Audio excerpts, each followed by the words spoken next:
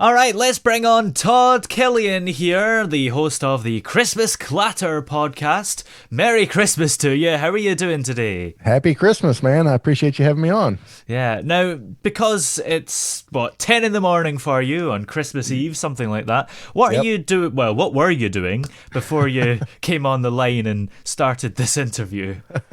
Well, I have 4 kids, so it was organized Christmas chaos, I guess this morning is what you would call it. So just, we always do a Christmas breakfast. My parents come over, and I have a elderly uncle that comes over with us, and my mother-in-law, and my wife's family's from Norway, so we have Norwegian pancakes and every Christmas, and we do that, and then the kids just see how good they've been over the past year. See what Santa Claus brought them. So Yeah, I love that idea of Norwegian pancakes. Yeah. And this evening, what kind of fun things have you got planned?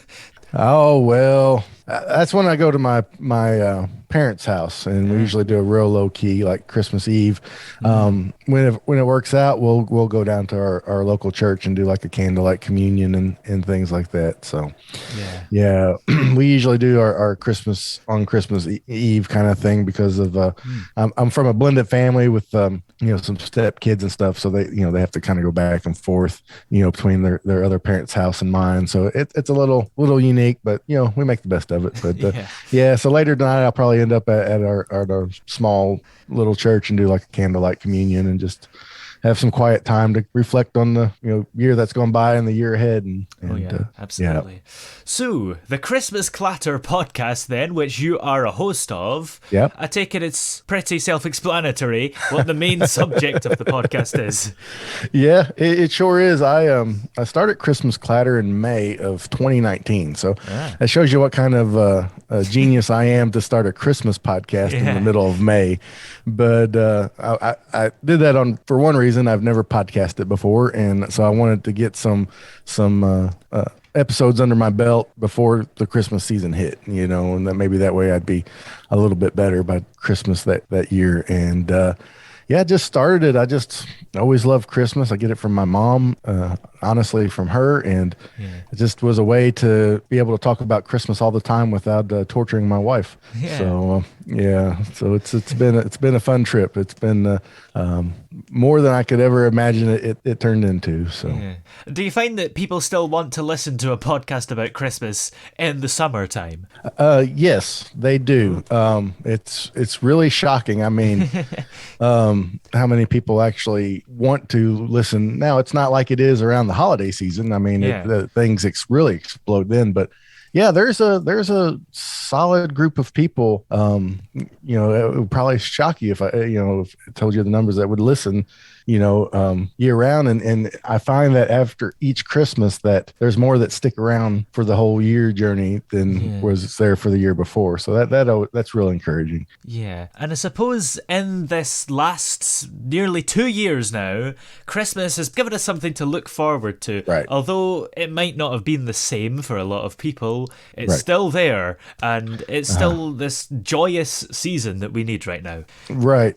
Well, back in I guess like April of 2020 when everything was just kind of new and nobody was sure what was going to happen. Here in the States, there were several radio stations that transitioned to Christmas music for like a week or two. Wow.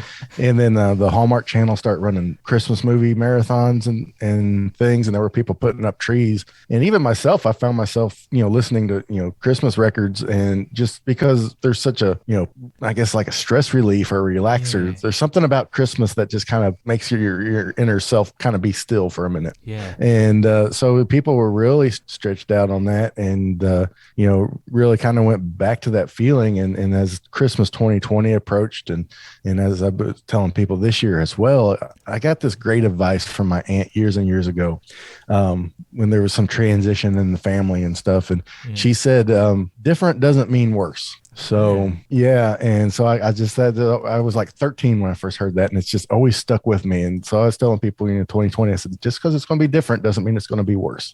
Yeah. And Christmas is what you make of it. If you want to make it a grand time, it will be. And you just do it the best you can. And if you screw up, there's Christmas next year to redeem yourself. So Yeah, that's true. And a lot of people try and claim that Christmas gets earlier and earlier every year. And I suppose April is pretty early, and they have every right to complain then. Well, they say that, but if you look back, and there's newspaper articles from like 1915 that complain about Christmas starting way too early. Yeah. And we affectionately call it, in the Christmas loving community, call it Christmas creep. But it always happens the same time every year. We can count on Hallmark releasing their catalog for their ornaments in April. And then the 25th of June is known as Leon Day. That's the day that people that do crafting stuff, want to gather up all their supplies to make their goods, so they'll be ready for Christmas. So stores like Hobby Lobby and Michael's craft stores will have all their Christmas stuff out and on display. And then Hallmark releases their ornaments to buy in July, and then there's a little bit of a lull for the start of school in the fall and Halloween, and as soon as Halloween's over, it's a mad dash to Christmas Day from there. But it's the same time every year. It just depends on when you notice it or when you don't notice it. So and there's no other time of year, is there, where there's such a big build up and preparation to it? Because I suppose Halloween or Easter, it's just kind of a day and that's it. Maybe Easter if you're religious or whatever, there's other things going on, but you don't have the music on radio stations going for a whole month before. Christmas is really the only holiday that gets, like, I'm sure there's music for other holidays, but Christmas is like the holiday for music and movies. I mean, Halloween's probably the closest second, but there's not really any like Halloween song, so to speak. I guess like Michael Jackson's Thriller has been adopted by a Halloween song, but it really not its purpose. But there's plenty of Halloween style movies, horror movies, I guess, would all fall under like the Halloween movie, even though there's few of them take place at Halloween. And but just it's for some reason it's that time of year just in human history has been marked, and people want to celebrate it and have songs and in plays and in books and movies and in all kinds of traditions. And as far as long as really human history has been around, a lot of people are shocked to find out that Christmas's history doesn't begin at the manger in the year zero or whatever. The history of Christmas was even before that, with like with Saturnalia and things like that, and the winter solstice. So it's got a deep long history. So it's always been a part of the human race, that time of year. And it's just something about us. It's just deep seated in who we are. So it's complicated. A lot of people think, well, that's, it's really a narrow topic, Christmas. But if you dive into Christmas, you can go all kinds of different directions. So Christmas is fairly broad subject. Yeah, absolutely. So because you're doing this podcast all year round, I take it you've had a lot of topics to cover over the last, nearly 3 years, I suppose. Yeah. So what kind of things do you like to talk about in each episode? And are they kind of related to the time of year in a way, if that's even possible? Sometimes. I mean, I always say that Christmas Clatter is like having a conversation with your favorite cousin at Christmas time. So we will talk Christmas, but if the conversation kind of goes on a side rail, that's fine, as long as it's interesting, and then we'll pull it back. But I talk there, there's plenty of other podcasters that do Christmas, and I'll bring them on to kind of help promote their shows. And of course, this time of year, there's always people with new music they want to promote, so I'll have them on. I've really taken a fondness for independent artists that make Christmas music, because some of them make some really great music. It's just hard for them to rise above the classic Christmas standards. And so I love doing that. We talk movies, we talk food, we talk about everything Christmas, and there's really no, we'll pick a theme, and we might talk history. I mean, I had a lady on not long ago just talked about the history of the blues and Christmas from like the 1920s, and Yeah. so it was real specific of a topic, but she was really awesome to talk with, and that's one of the reasons I called it Christmas clatter. Christmas clatter is a word that's not used hardly anymore, and it's most famous for use is in the night before Christmas when there arose such a clatter, and it just means noise. It's just a word that means noise, and so it's like, well, that kind of covers everything. We're just gonna talk about, as I always say, we'll talk about anything. We talk about everything that makes Christmas special, and that means so much to so many people because some people are enjoy the movies, others the music, some like those quiet times I spoke about earlier. The ornament collecting. It just doesn't matter if it's Christmas. We're gonna talk about it sometime or another. So yeah. And do you try and keep in the spirit all year round so that the podcast still sounds Christmassy in July? Oh yeah. I have my studio up here. I'll tell you what. And I have a tree up year round in my desk and stuff and and things and so I this is where I sit and do it. This tree stays up year round, so I can come down here. I have a record player behind me and my vinyl record collection over here. So anytime I need to sit down and record, I will get myself in the Christmas mood and really kind of keep it going and that way people can have a little bit of Christmas if they need it. So yeah, that's crazy. And the great thing about that is you don't have to put the tree up every year. It just stays there. You don't have to bother with all that faff of which bit goes in there and all that. Yeah, well, this is the one that stays up year round. I have 9 others that come up and down in the house. So, yeah. So. And do you listen to Christmas music all year round as well? Yes, I do. I used to not to. I used to wait till like July, and I'd play a little bit like once a day, and then kind of wait because I didn't want to get tired of it. I didn't want it to get old.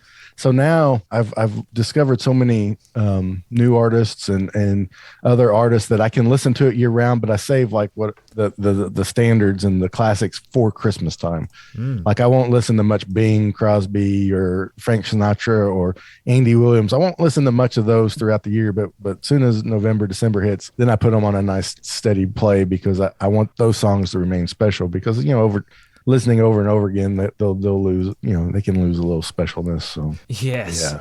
And what's your favorite all-time Christmas song? That's tough. It really depends on my mood, but I always go back to the Christmas song by Nat King Cole. Just something about that's the classic tune. He's one of the best crooners ever. It just has such a warmness and a heart to it that's the one I would just always go back to. Then just gets me back in what I call the Christmas feels, just as soon as you hear those notes and things, it's just wonderful. So yeah, absolutely. Yeah. And favorite Christmas movie as well. Have you got one?